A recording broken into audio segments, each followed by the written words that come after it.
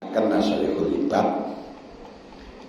babus sunai niki bab mertelaken dalil yang ono hubungane kalih luru-luru. Wa fi salasuna mau'idatan. Di dalam bab niki ada 30 pitutur. Arba'atun akhbar wal baqi asar. Arba'atun akhbarun. Dorban arba'atu akhbarin. Gini ku ono papat hadis wal baqi asar. Selainnya niku hadis sahabat dan tabi'in. Wa ma'ani bil akhbar aqwal nabiyyi wa bil asar aqwal sahabat wa tabi'in. Yang dimaksud dengan hadis adalah hadisnya kanjeng Nabi, yang disebut dengan asar adalah dawuh-dawuhnya para sahabat dan tabi'in. Faminhu paman maqalatul ulam minal munabbihat as-sunaiyah. Termasuk dari makalah yang pertama dari perkara yang mengingatkan kita.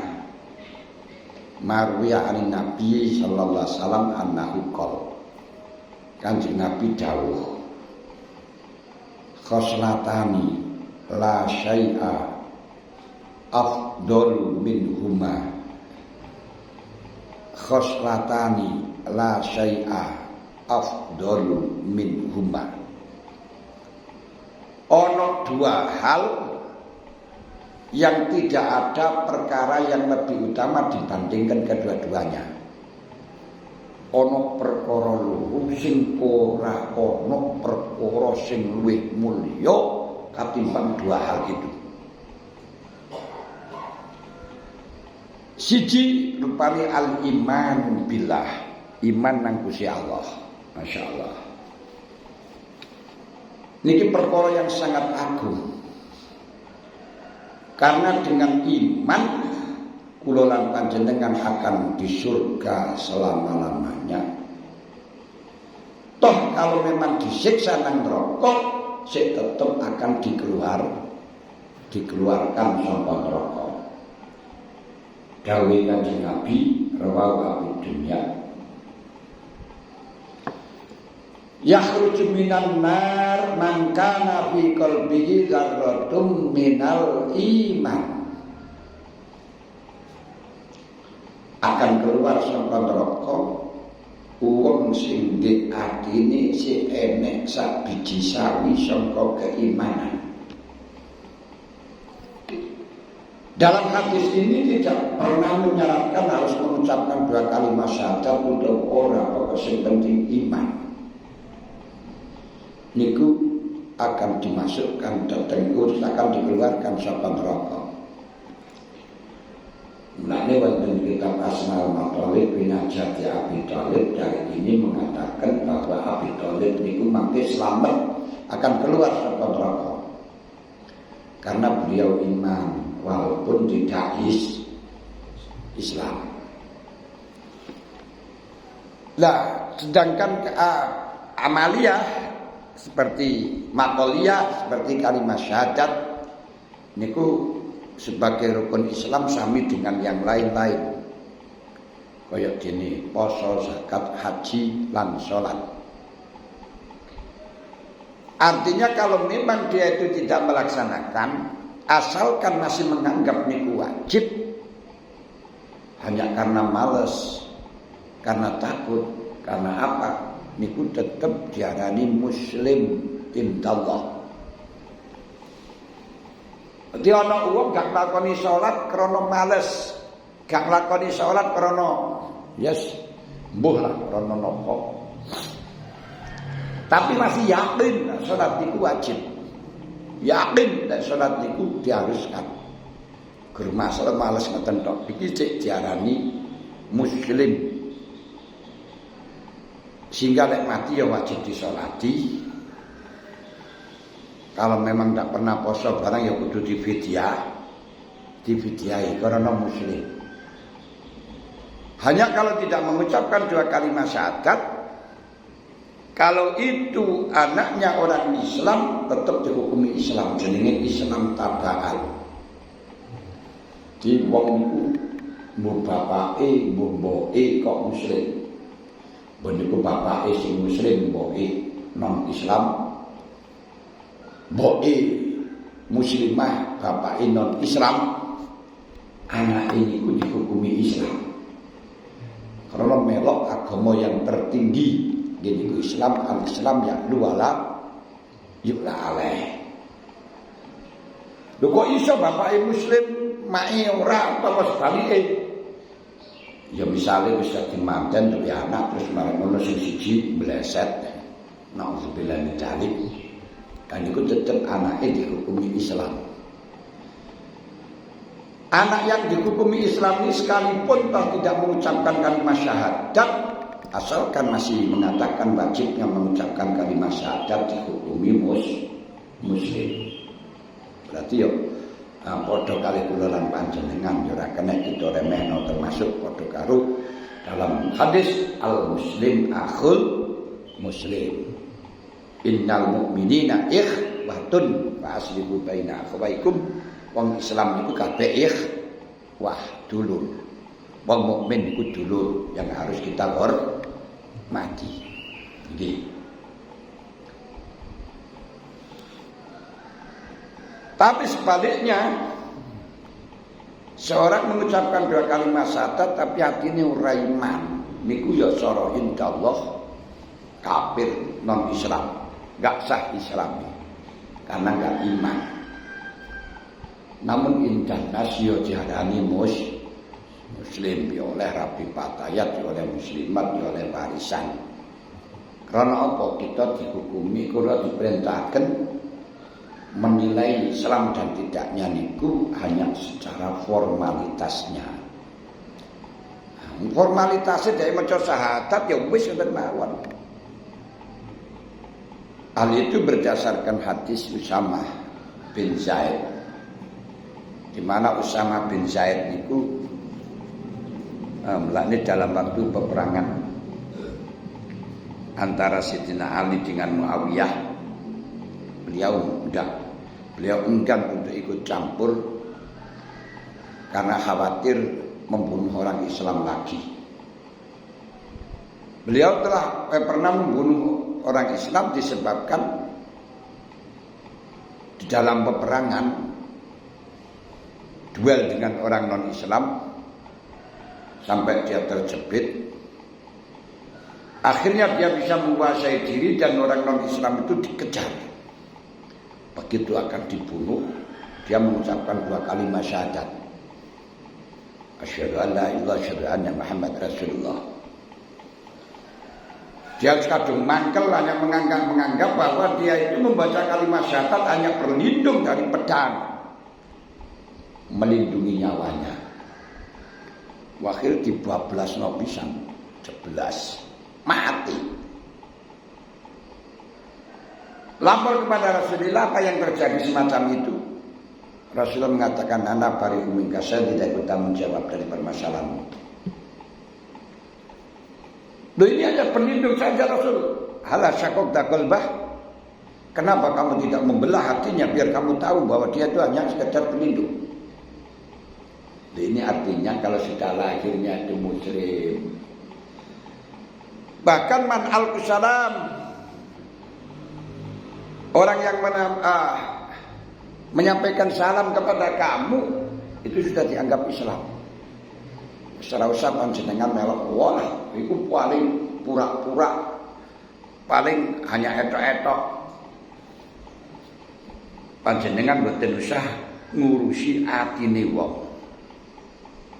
Sing penting lahire dhek niku wis nglakoni Islam. Kula lan panjenengan harus menerima. Krana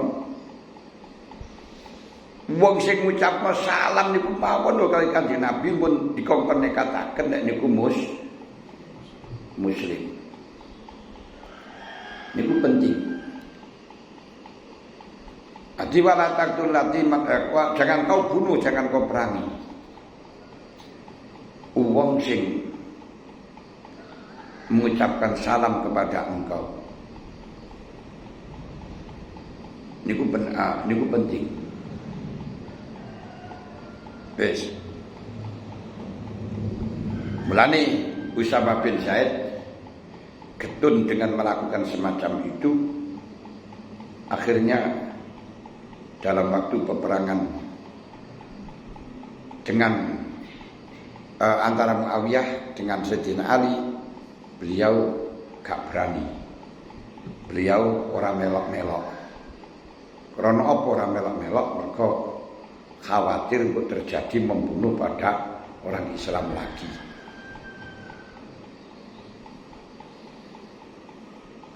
Karena kanjeng Nabi pun jauh. Ya Gusti Allah jauh. Ya ayyuhalladzina amanu idza darabtum fi sabilillah fatabayyanu.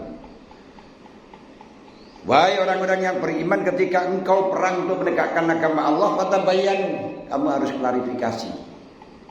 Harus tabayyun. Wala taqul liman alqa ilaikumussalam lasta mu'mina. Bagi orang yang telah menyampaikan salam kepada kamu, jangan kau katakan kamu bukan orang mukmin. Tabdaquna aradul hayatid dunya fa indallahi maghanim katsira. Kamu itu hanya sekedar untuk mencari dunia, jangan. Yes pokoknya mengucapkan salam, mengucapkan syahadat ya wis. Ini penak niku. Lah ora ati urusan hati ini, hati itu urusan itu. Nahnu nu'maru bi hukmi dzawahir, wallahu yahkumu bis syara'ir. Niki dalam masalah urusan akidah. Tapi nggih ngoten. Kalau ada orang yang merekayasa di dalam masalah muamalah, di dalam masalah nyambut gawe, saat ini pinter-pinter wong niku merekayasa biar dilegalitas secara fikih, padahal itu adalah penipuan. Seperti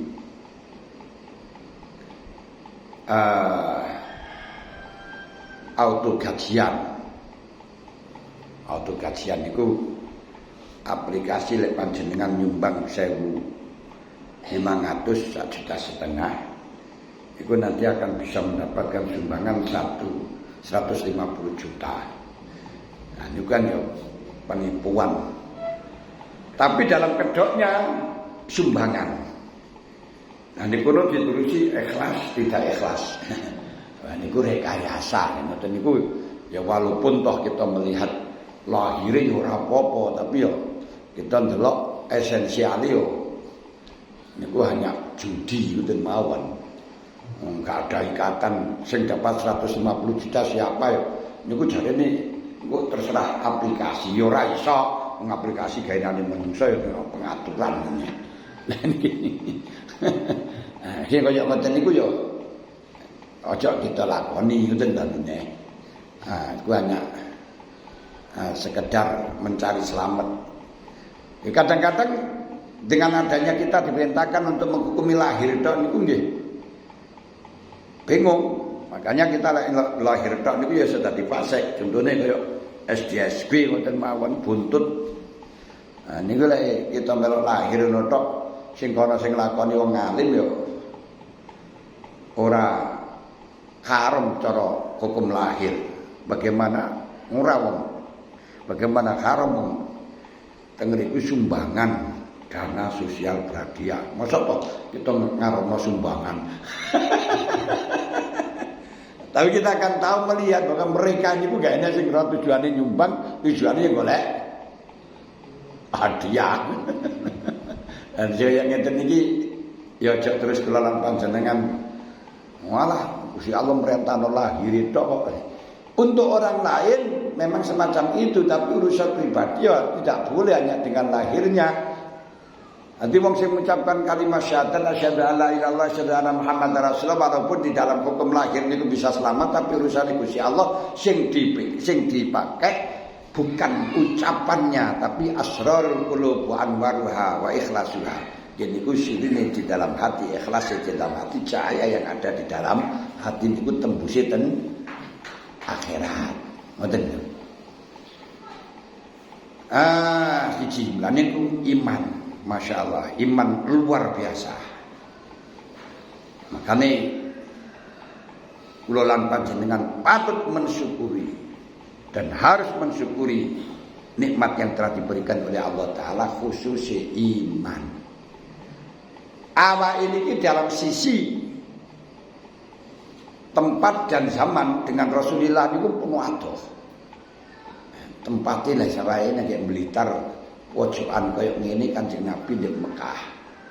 Perjalanan ada 10.000 kilo. Waduh, Kanjeng Nabi ora tau mrene. Ini awake iso percaya iso iman, masyaallah. Iki lek gak anugerah saka pangeran mboten saged. Dari sisi zaman sudah 1400 tahun yang lalu. Kita gak pernah ketemu. Hanya mendengar dari informasi-informasi kok ya iso iman. Niki luar biasa. Padahal sing cedhek melok-melok teket keluarga pisan lek gak oleh hidayah saka pangeran ya ora iman. Lho niki lho. Niki sing patut disyukuri dan ini adalah paling utama-utamane. Nah setelahnya iman diungkapkan dengan kalimat syahadat, di mana ucapan kalimat syahadat, masya Allah, lesan itu ternyata pengaruhnya luar biasa, bahayanya luar biasa. Arangnya ciliwe cili, kainek balunge, lek ngopano gampang, tapi lek ngelebok non rokok yo gampang, ngopano surga yo gampang. Bagaimana tidak hanya mengucapkan kalimat syahadat menurut Pak itu urusannya Muslim. Ini gini. Wis muslim wis oleh warisan, wis oleh rabi karo patayat, wis oleh rabi karo muslimat, wis oleh mlebu nang tempat ibadah wong Islam ini ya, tanpa harus izin. Tapi sebaliknya hanya ingkar pura peduli persetan dengan Allah, ngono wae wis metu saka Islam. Nah, yang sehingga ora oleh rabi karo patayat, ora oleh keluargane harus buyar, semuanya harus pisah, gak boleh. Kumpul. La tatakidul kafirin awliya'a la tatakidul aba'akum awliya'a ini takadul kufra minal iman. Kaya ngoten pengaruh luar biasa. Nah, mulane supaya iman kula lan panjenengan terpupuk hidup niku selalu dibagi kasih makan. Selalu dipun keutamakan, selalu dirawat, disirami dengan ibadah. Nomor loro wan naf'u lil muslimin. Ini gak enek perkara sing luwih apik tinimbang iman lan beri kemanfaatan kepada orang Islam. Niki penting. Ibadah yang paling dhuwur itu naf'u lil muslimin setelah iman. Cobalah berjasalah kepada orang Islam siapapun, ini penting. Sampai Sayyidina Ali dawuhaken lukmatun, hanya satu lukmah. Tutasaddaqu ila fuqara khairun min mi'ati hajatin ba'dal Islam. Bahkan khairun min bina'i alfi masjidin. Sampai yang memberikan satu puluhan, satu suap kepada orang yang membutuhkan. Ini luwih apik tinimbang bangun masjid saya. Luwih apik tinimbang bangun masjid 1000. Bahkan panjenengan memberi suap nasi sapuluhan kepada orang yang sangat membutuhkan. Niku lebih baik daripada 100 kali hajian saat ini haji Islam. Jadi coba kita koreksi ya Pak kula lan panjenengan seneng lunga, seneng ibadah sing kelenceran tapi bikin kemanfaatan kepada orang Islam gak gelem, keluargane lapar, keluargane butuh, pemaneh kaya ngeten iki arep bodho. Anak-anak yatim nangis kita biarkan. Wis awake balak-balik. Ya wis ibadah sing regane lewarang kanggo pribadi. Mutalah niku sing luwih apik memberi manfaat kepada orang muslim. Mulane sampai diaturaken tafakkur saati, talabul ilmi saatan, golek ilmu sak jam iku luwih apik katimbang ibadah swidak tahun. Lho kenapa? Ibadah sholat, ibadah poso niku manfaatin nang pribadi. Tapi golek ilmu niku manfaatin nang wong liya. Mutaaddi. Sudah barang tentu ibadah yang mutaaddi yang manfaatnya kepada orang lain lebih baik daripada ibadah yang manfaatnya kepada pribadi. Lek panjenengan gelem mengkalkulasi swidak tahun dengan ibadah setahun dengan yang oleh ilmu sakulang sadina sak jam piye. Panjenengan ibadah sak jam oleh ilmu sak jam misalnya diulang wong. Nanti sing melajari sing mengikuti 1000 orang. Umpama Majari Fatihah ngoten mawon terus wonge ngamalno sedina ping 5 maca Fatihah, ping 17 lek fardu. Berarti panjenengan satu harinya mendapatkan pahala 1700. 17.000. Rong dina wis oleh 35. Sakniki ibadah salat, ibadah poso sing urusan pribadi, swidak tahun niku namung 21 hari.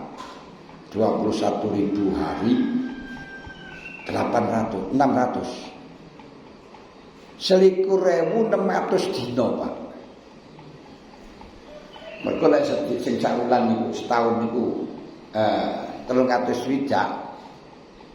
Niku lek 10 tahun kan gur 10.800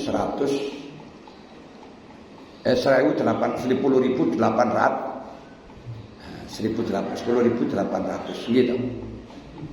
Nah, niku lek anu 30 tahun. 30 tahun. Karena nek 10 tahun kan 3.500, 3.600. Nah, 3.600 9.000 sing 600 ping 3 1.800 kan 10.800 itu 30 tahun. Nah, kalau kita kalikan 21.600. Masyaallah. 21 iku lho swidak. Lan nek kelelaran panjenengan niku muni karek pirang dina, mulai dipikir pirang dina mean. Nek 10 tahun maneh gur 3.500. Diulu wong siji.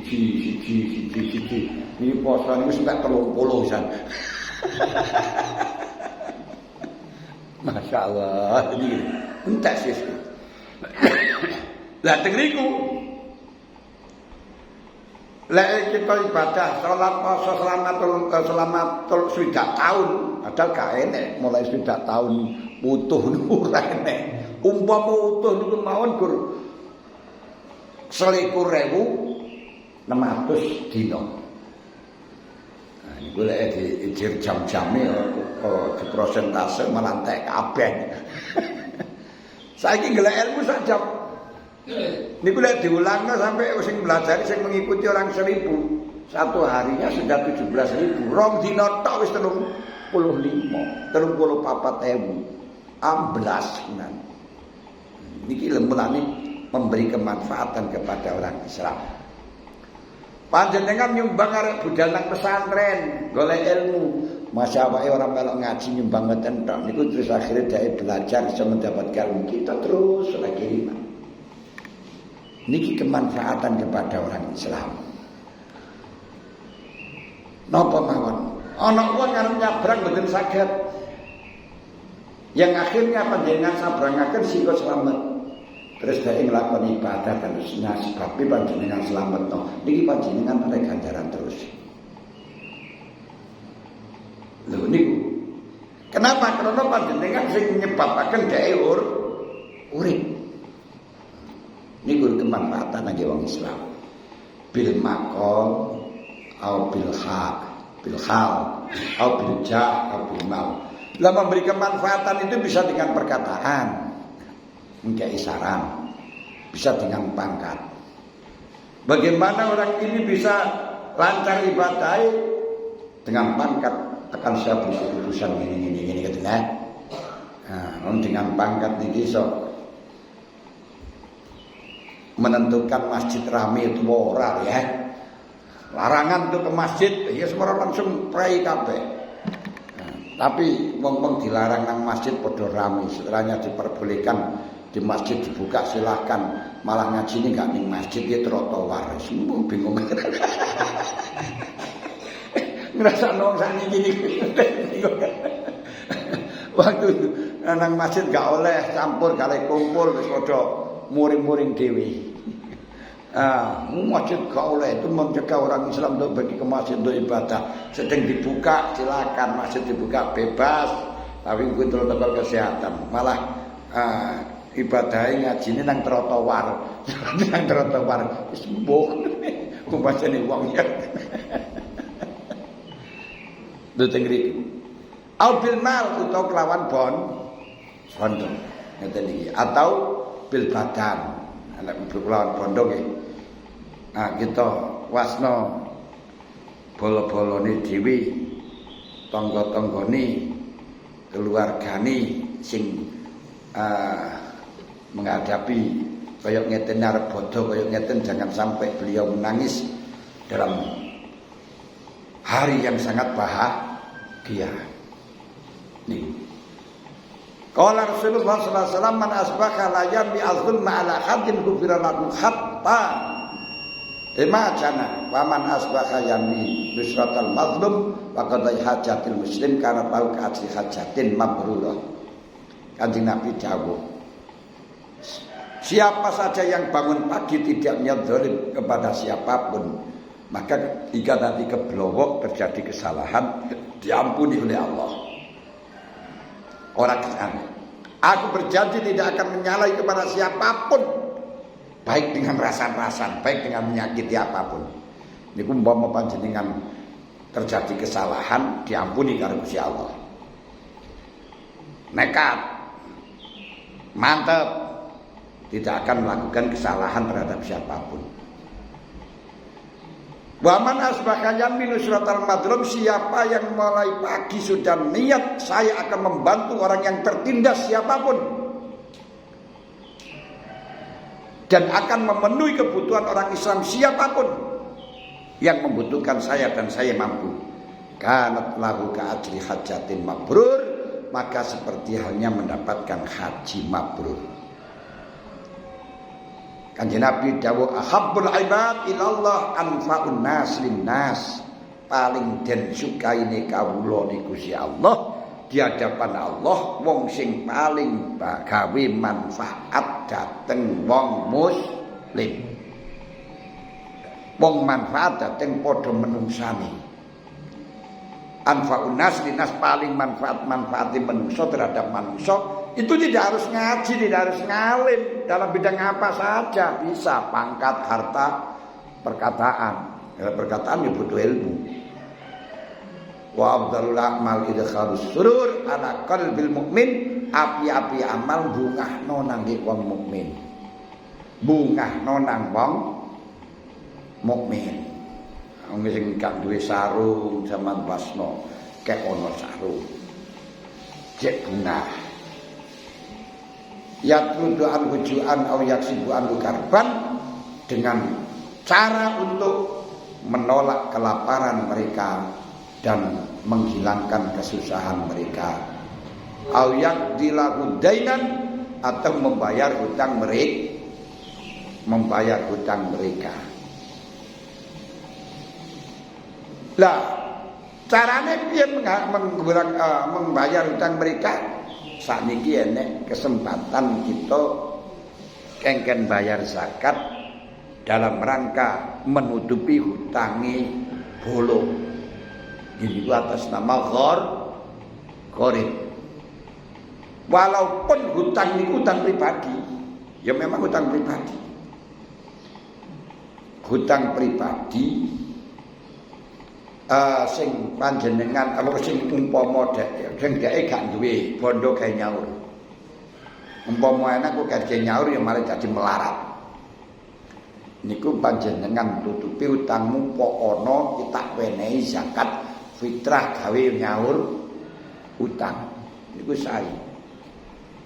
Biar nanti Dek niku tenang untuk tahun depan. Aku Syawal barang niku penak lah ibadah. Tapi lek barangnya sih enek, barangnya duwe ojo gak gelem nyaur, yo bene. Niku pancene wong dablek. Duwe padha duwe tapi gak gelem nyaur. Jarne ae niku ngene. Nanti sing maksudaken nggih niku wong sing diutang kan utang niku memang kebutuhan gawe mangan, kebutuhan gawe kepentingan pribadi, kepentingan yang sangat dibutuhkan. Terus gak iso nyaur niki dalam posoan niki angsal nerima zakat atas nama orang yang punya tanggungan hutang. Lek ora zakat fitrah lek panjenengan panen pari, panen gabah wis enek sak nisab atau panenan 1 tahun sak nisab kekno kangge nyaur utang. Niku sae niku termasuk yaksibu anhu karban yen niku ngilangaken susahe manungsa au yak dilaku syai'an utawa kanggo bayarno utang. Mulane kados nekani undangan, nekani walimah, ketoke remeh. Niki sangat bermanfaat karena ngilangno susah utawa bunahno nanti sing duwe gawe. Iki penting. Para hadirin, para bapak ingkang kawula hormati, lek wonten sing tangetaken monggo kula terusaken uga sing tekok, ana sing tekokno. Wonten